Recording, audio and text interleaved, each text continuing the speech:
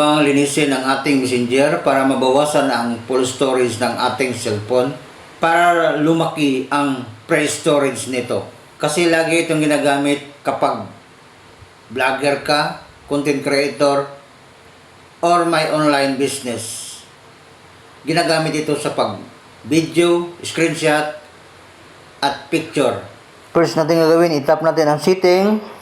At pagkatapos, itap din natin ang app management. Itap natin ang app list. At ang pang-apat ay hanapin natin ang messenger. Natin ito.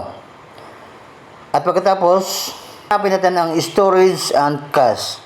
Makikita natin ang user data at saka cache. At ang unahin natin itap ay itong clear cache. Itap natin ito. At pagkatapos, nakita ninyo